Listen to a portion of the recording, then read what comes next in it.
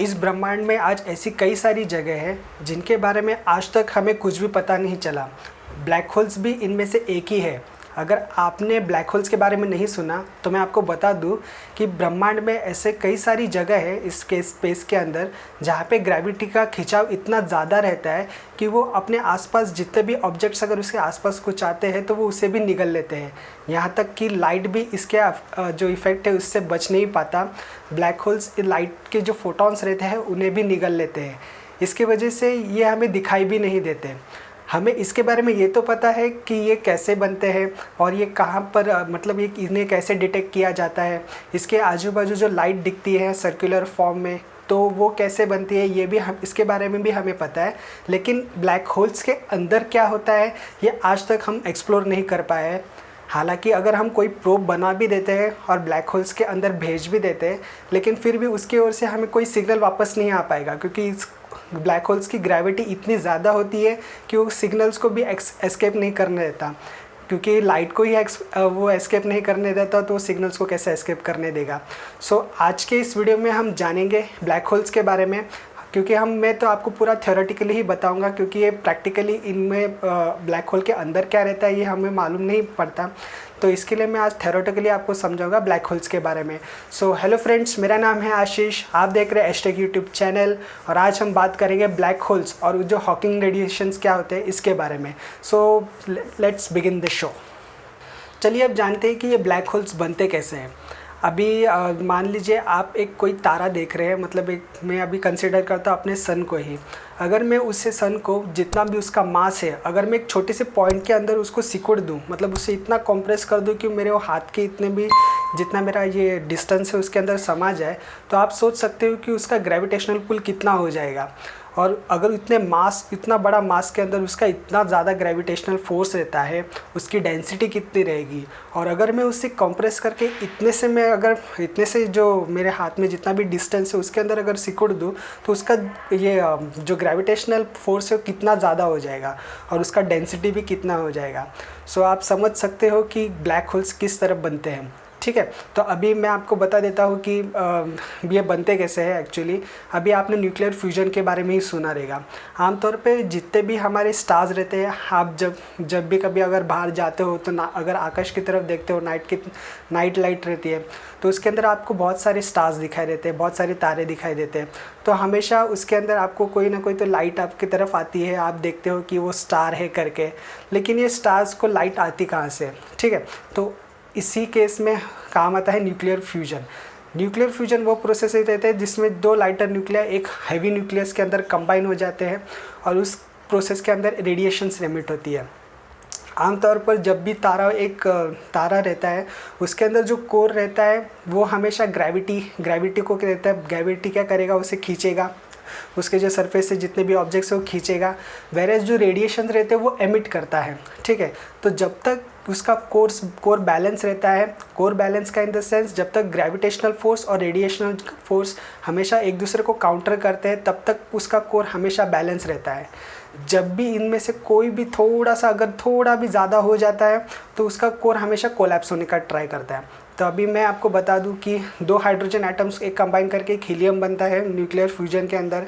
ऐसे ही हर टाइप के heavier elements उसके अंदर कंबाइन होते रहते हैं। जब तारा अपनी आखिरी जब सांस लेता है तो उसके अंदर वो पूरा एक रेड जायंट बन जाता है। उसका कोर हमें कोलैप्स होने की मतलब कगार पर ही रहता है। उसके अंदर एक लास्ट एलिमेंट बच जाता है, वो है आयन। अभी आयन का और फ्यूजन नहीं हो सकता, वो एक लास्ट कैटेगरी हो जाती है।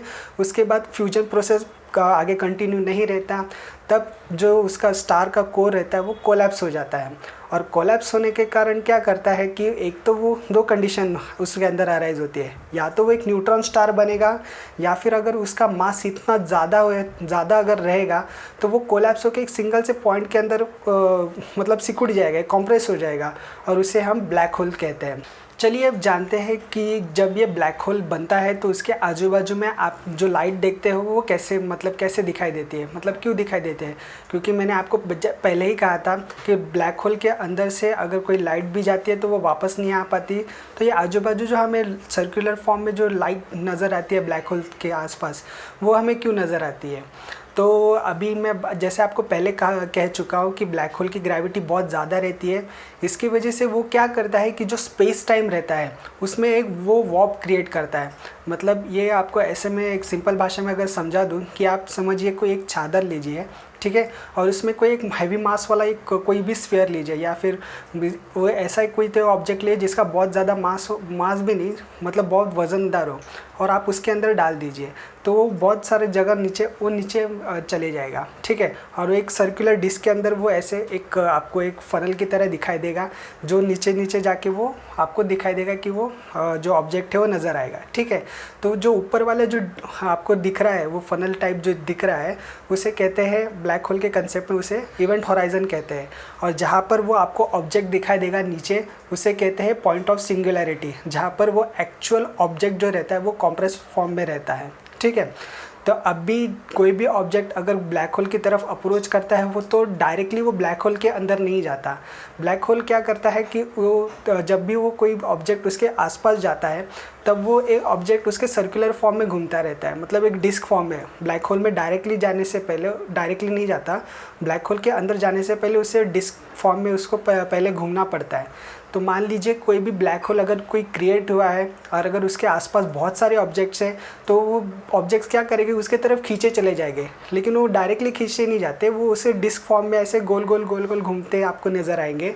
तो वैसे ही अगर कोई लाइट भी अगर वहाँ से जा रही है तो वो लाइट को भी ऐसे गोल जो डिस्क फॉर्म है उसके अंदर उसको रोटेट कराता रहेगा, और रोटेट कराते कराते कराते कराते फाइनली एक ऐसा पॉइंट आएगा जिसमें से वो जो पार्टिकल रहता है वो इवेंट होराइजन को भी क्रॉस कर लेता है और फिर वो पॉइंट ऑफ सिंगुलैरिटी की तरफ खींचा चला जाता है, ठीक है। तो अभी जैसे अभी आपको मालूम पड़ा कि मैं ये डिस्क के फॉर्म में वो घूमते रहते हैं, तो मान लीजिए बहुत सारे ऑब्जेक्ट्स उसके तरफ खींचे चले जाते हैं। तो जब भी ये ऑब्जेक्ट्स इतने मतलब डिस्क फॉर्म में अगर घूमते हैं तो इतने सारे ऑब्जेक्ट्स जब रहते हैं तो उसके बीच में बहुत सारा फ्रिक्शन तैयार होता है। तो इस फ्रिक्शन की वजह से ही जो हीट एमिट होती है, मतलब हीट भी एमिट होती है, तो उसके वजह से रेडिएशन एमिट होते हैं, और जब रेडिएशन एमिट होते हैं तो लाइट एमिट होती है। तो वो जो डिस्क आप देखते हो ब्लैक होल्स के आजू बाजू में वो एक्चुअली जो एक रेडिएशन रहती है जिसे हम हॉकिंग रेडिएशंस नहीं, हॉकिंग रेडिएशंस की कंसेप्ट थोड़ी अलग है। आपको मैं इसके लिए एक डेडिकेट वीडियो भी बना दूंगा। हालांकि मैं थोड़ी देर में आपको बताऊंगा कि हॉकिंग्स रेडिएशन से एक शॉर्ट फॉर्म में बता दूंगा कि हॉकिंग रेडिएशन क्या रहती है। लेकिन आप ये बात समझ लीजिए कि ये जो ब्राइट लाइट आपको जो ब्लैक होल्स के बाजू में दिखती है वो ये फ्रिक्शन की वजह से होती है जो पार्टिकल्स को निगलने का ट्राई करता है। अब ये हॉकिंग रेडिएशंस क्या रहते हैं, ये मान लीजिए अभी आपको इस स्पेस की तरफ अगर आप देख रहे हो तो आपको ये पूरा एम्प्टी नज़र आएगा, मतलब आपको इसमें सिर्फ स्टार्स दिखेंगे लेकिन वो भी दूर रहेंगे, और उन स्टार्स के बीच में थोड़ा सा गैप नज़र आएगा। तो आप उसे कह सकते हैं कि आप अगर आपको पूछा जाए तो आप कहेंगे कि वो एम्प्टी स्पेस है। लेकिन यहाँ पर वो एम्प्टी नहीं रहता, पूरी तरह से स्पेस कभी एम्प्टी नहीं रहता, उसके अंदर कोई ना कोई तो पार्टिकल्स या फिर कोई तो मैटर रहते हैं। आपने डार्क मैटर के बारे में सुना रहेगा, या फिर आपने मैटर्स के बारे में सुना रहेगा, एंटी मैटर्स के बारे में सुना रहेगा, ठीक है। तो अभी मैं इस केस में आपको एंटी मैटर और मैटर के बारे में बताऊंगा। अभी जब भी हम मैटर्स की बात करते हैं तो उसके एसोसिएटेड रहती है एनर्जी, ठीक है। हर चीज़ के एसोसिएटेड एक एनर्जी रहती है। जैसे अभी हमारा मास है, अभी जब भी हमको कोई फोर्स से अप्लाई करता है, पीछे से अगर कोई धक्का मारता है तो हम गिर जाते हैं। इसका मतलब हमें किसी ने हमको एनर्जी इम्पार्ट की, हमें वो लगी और हम गिर गए। उसी तरह से मैटर्स का भी ऐसा ही है, उससे भी कोई एनर्जी की ज़रूरत रहती है। लेकिन यहाँ पे अभी अगर मैटर हुआ और अगर एंटी मैटर हुआ तो दोनों का एनर्जी अलग अलग रहेगा। एक का अगर कोई तो पॉजिटिव रहेगा तो दूसरे का नेगेटिव रहेगा, ठीक है। तो अब जब भी आप हॉकिंस रेडिएशन की अगर बात करोगे तो उसके अंदर कंसेप्ट आती है रेडिएशंस की। लेकिन ये कैसे, तो अभी जब भी ये मैटर और एंटी मैटर स्पेस में घूमते हैं तो एक दूसरे के साथ वो पैर बना लेते हैं, और वो पैर बनाने के बाद थोड़ी देर के बाद वो क्या करते हैं कि दोनों का एनर्जी ऑपोज होने के कारण वो एक दूसरे से टकरा के हमेशा के लिए ख़त्म हो जाते हैं। लेकिन जब भी ये पैर अगर ब्लैक होल के पास अगर कभी भी रहते हैं तो ब्लैक होल के इवेंट होराइजन में जब वो चक्कर लगाते हैं तब वो पैर बनाने से पहले क्या होता है कि जब पैर बनाने से पहले ही ब्लैक होल क्या करता है कि जो एनर्जी नेगेटिव एनर्जी वाला जो रहता है, मतलब जो नेगेटिव एनर्जी वाले पार्टिकल्स रहते हैं उसे अंदर खींच लेता है, वैसे जो पॉजिटिव एनर्जी वाले पार्टिकल्स हैं वो निकल जाते हैं, ठीक है। और जब भी कोई ऑब्जर्वर अगर वो ब्लैक होल को बाहर से देख रहा है तो उसे वो जो पॉजिटिव एनर्जी रहती है वो रेडिएशन के फॉर्म में नज़र आती है। तो इसे कहते हैं हॉकिंग्स रेडिएशन। अभी यहाँ पर आपको एक सवाल आता रहेगा कि हमेशा नेगेटिव एनर्जी वाले पार्टिकल्स ही क्यों ब्लैक होल की तरफ अट्रैक्ट होते हैं, वेरेज जो पॉजिटिव एनर्जी वाले पार्टिकल्स है वो बाहर क्यों निकल जाते हैं। तो यहाँ पर मैं आपको बता दूँ कि जब अभी आप नेगेटिव एनर्जी के बारे में बात कर रहे हो, तो नेगेटिव एनर्जी मतलब उसे कोई एनर्जी नहीं मिल रही, ठीक है, उसकी एनर्जी घट रही है।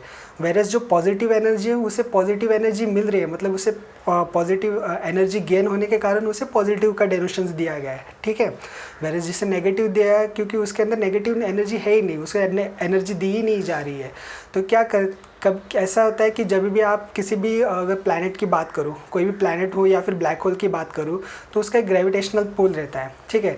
तो आपको अगर स्पेस में जाना है तो उसका जो ग्रेविटी का जो इन्फ्लुएंस है, अगर बाहर जाना है तो आपको उससे ज़्यादा की एनर्जी, जो उसका ग्रेविटेशनल पुल है उससे ज़्यादा की एनर्जी आपको उससे इम्पैक्ट देनी पड़ती है, ताकि वो स्फीयर ऑफ इन्फ्लुएंस से वो बाहर निकल सके, ठीक है।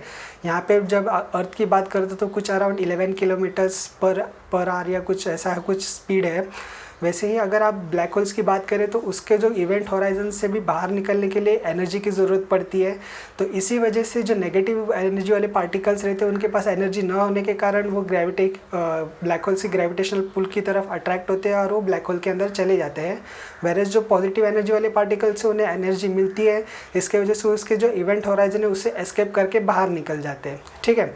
हाँ, अभी मैं इसके बारे में और बता देता हूँ आपको कि हमारे जो फेमस साइंटिस्ट है सर एल्बर्ट आइंस्टाइन ने बताया था कि E=mc², ये फेमस इक्वेशन उन्होंने दिया था। हालांकि ये जो इक्वेशन है ये भी अधूरा है, इसे मैं किसी और टॉपिक के और वीडियो के अंदर डिस्कस करूँगा। तो अभी मैं बात कर लेता हूँ एनर्जी के बारे में। यहाँ पर आप देखोगे अगर E=mc² यानी energy is directly proportional to the mass and the square of the speed of light, ठीक है, यानी एनर्जी मास के प्रोपोर्शनल रहती है, ठीक है। जब भी एनर्जी नेगेटिव एनर्जी वाला पार्टिकल ब्लैक होल के अंदर जाता है तो उसकी एनर्जी भी घट जाती है, ठीक है। अगर एनर्जी घट जाती है तो ब्लैक होल का जो इवेंट होराइजन का जो डायमीटर है वो भी घट जाएगा, ठीक है। और उसकी वजह से ब्लैक होल्स भी क्या करेगा, थोड़ी थोड़ी देर में कोलैप्स होने का ट्राई करेगा। क्यों? क्योंकि उसकी एनर्जी भी नेगेटिव में जा रही है। लेकिन यहाँ पर क्या होता है कि उसे बैलेंस करने के लिए, जैसे मैंने पहले भी कहा था कि ग्रेविटेशनल पुल और रेडिएशंस हमेशा काउंटर करते हैं एक दूसरे को, तो उसके लिए वो बैलेंस करने के लिए वो क्या करेगा, वो रेडिएशंस एमिट करेगा। तो यहाँ पर रेडिएशंस की एंट्रोपी और जो ग्रेविटेशनल पुल की एंट्रोपी, ये दोनों को एक दूसरे को काउंटर करते हैं। इसके वजह से ब्लैक होल्स थोड़ा बैलेंस रहता है।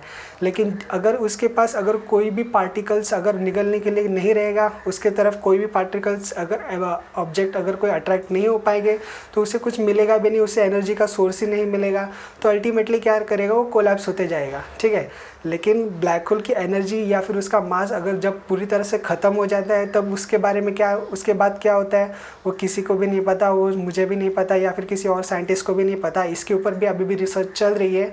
अगर इसके बारे में कुछ रिसर्च का अपडेट आता है मैं तो आपको फ्यूचर वीडियो में आपको इसके बारे में बता दूंगा। आशा करता हूँ आपको ये वीडियो पसंद आया रहेगा, मतलब ब्लैक होल्स के रिलेटेड अगर आपके कोई डाउट्स रहेंगे तो इस वीडियो के थ्रू क्लियर हो रहेंगे। और हालांकि इसके अलावा भी मैंने हॉकिंग रेडिएशंस के बारे में आपको बताया, मतलब ये थोड़ा सा इंट्रो था, ब्रीफ डिस्क्रिप्शन में आपको मैं फ्यूचर वीडियो में बता दूंगा। और इसके अलावा भी मेरे टाइम डायलेशन, ग्रेविटेशनल लेंसिंग, फिर टाइम ट्रैवलिंग, फिर हाइपोथेटिकल कंसेप्ट है, जैसे कि ब्लैक होल के अंदर अगर आप गिर जाते हो तो आपके साथ क्या होगा, इसके रिलेटेड वीडियोस भी मैं फ्यूचर में बना दूंगा। और अगर आपको इस वीडियो के रिगार्डिंग अगर कुछ डाउट्स रहेगा तो नीचे कमेंट बॉक्स में बताइए, मैं आपको इसका रिप्लाई ज़रूर दूंगा। अगर आपको ये वीडियो अच्छा लगा तो इसे लाइक कीजिए, अपने दोस्तों के साथ शेयर करें, और अगर आप इस चैनल पर नए हो तो इस चैनल को सब्सक्राइब करें ताकि आपको हमारे हर फ्यूचर वीडियो की नोटिफिकेशंस मिले। मैं मिलता हूँ आपसे अगले वीडियो में। Thank you and good bye.